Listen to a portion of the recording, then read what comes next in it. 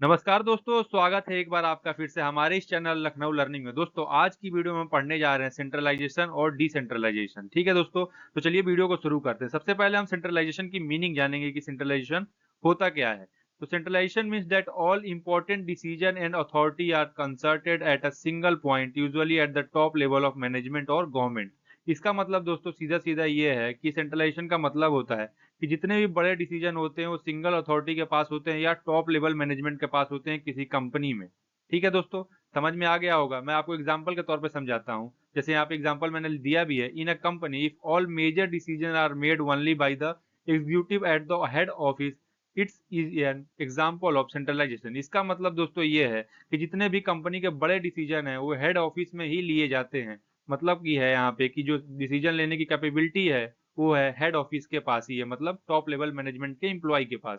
Lower level management के employ यहाँ पे डिसीजन नहीं ले सकते हैं। इसके कुछ एडवांटेज भी हैं और कुछ डिसएडवांटेज भी हैं। तो चलिए सबसे पहले हम एडवांटेजेस की बात कर लेते हैं। एडवांटेजेस में क्या आता है दोस्तों, decision can be made quickly because only a few people are involve in the process. इसमें दोस्तों ये बताया गया कि जो डिसीजन है वो काफी जल्दी ले सकते हैं क्योंकि इसमें बहुत कम लोग होते हैं, क्योंकि टॉप लेवल मैनेजमेंट पे 2 से 3 लोग इसमें डिसीजन लेते हैं, तो काफी जल्द ले सकते हैं।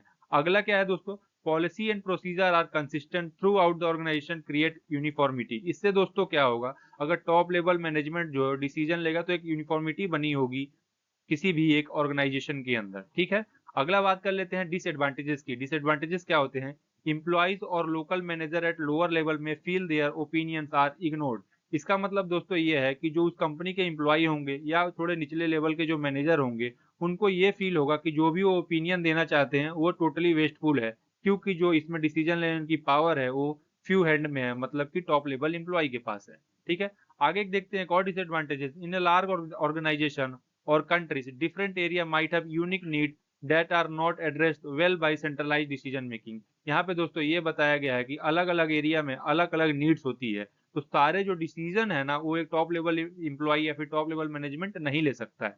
तो ये एक इसका डिसएडवांटेजेस था। होप करता हूँ कि आपको सेंट्रलाइजेशन का पूरा प्रोसेस, मीनिंग, एडवांटेज, डिसएडवांटेज समझ में आ गया होगा। चलिए आगे हम बात कर लेते हैं अब डिसेंट्रलाइजेशन की। डिसेंट्रलाइजेशन क्या होता है।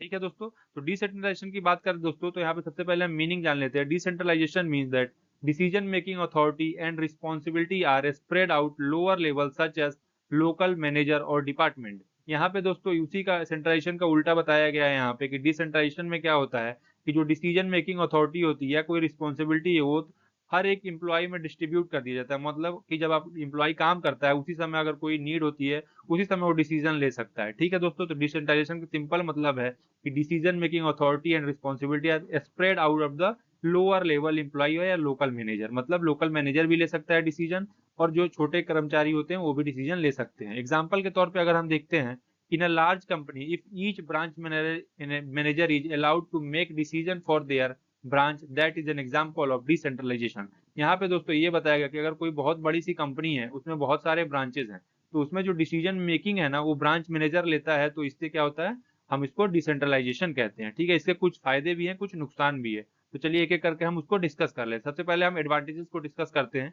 ठीक है दोस्तों, पहला इसमें दिया गया है कि जो local problem can be solve more effectively and quickly because the local manager understand the specific situation better. यहाँ पे दोस्तों ये बताया गया कि अगर कोई लोकल प्रॉब्लम आती है तो उसको जो लोकल मैनेजर होता है वो काफी अच्छे से इफेक्टिव वे से उसको हैंडल कर सकता है, क्योंकि वो वहाँ का लोग लैंग्वेज जानता है, वहाँ के लोगों के बारे में जानता है, वहाँ का एटमॉस्फेयर क्या है, डेमोग्राफिक चेंजेस क्या है, सारी चीजें वहाँ का लोकल मैनेजर जो है वो जानता है, तो वो डिसीजन ले सकता है और उसको कंट्रोल कर सकता है किसी भी सिचुएशन को, और भी अच्छा कर सकता है। ठीक है, अगला इसमें जो एग्जांपल एडवांटेजेस है दोस्तों वो है it encourage responsibility and independence among employ. इसमें दोस्तों ये बताया गया है कि अगर एम्प्लॉय खुद डिसीजन ले लेता है तो वो अपनी जो रिस्पॉन्सिबिलिटी है उसको और अच्छे से निभाने की कोशिश करेगा कि ये काम मेरे को दिया गया है, ये कार्य मेरे को दिया गया है, तो मेरे को इसको अच्छे ढंग से करना है, तो अच्छे डिसीजन लेगा और काम को अच्छे तरीके से करने में वो पूरी तरह समर्थ होगा।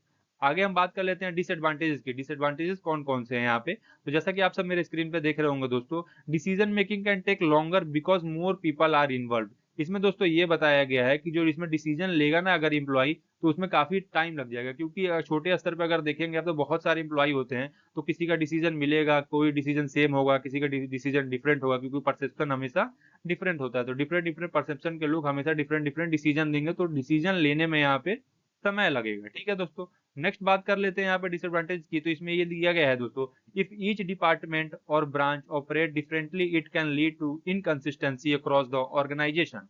इसका मतलब दोस्तों यहाँ पे ये बताया गया है कि अलग अलग हर कंपनी में ब्रांच होते हैं, कोई ऑपरेशन का ब्रांच होगा, कोई आपका फिनांस का ब्रांच होगा, कोई एचआर का ब्रांच होगा, तो उसमें अलग अलग लोग यहाँ पे डिसीजन लेते हैं। तो इसमें इनकंसिस्टेंसी पाने की पूरी पूरी चांसेस, इनकंसिस्टेंसी बोले तो डिसीजन मैच नहीं करेगा डिसेंट्रलाइजेशन के मामले में। ठीक है दोस्तों, तो ये एक इसका डिसएडवांटेज था। होप करता हूं कि आपको ये पूरी वीडियो अच्छी लगी होगी, और अगर वीडियो अच्छी लगी है दोस्तों तो चैनल को सब्सक्राइब करिए और वीडियो को लाइक करिए, ताकि आने वाली कोई अदर वीडियो या कोई अदर अपडेट आपको हमारे चैनल के माध्यम से मिल जाए। चलिए मिलते हैं अगले वीडियो में, तब तक के लिए जय हिंद।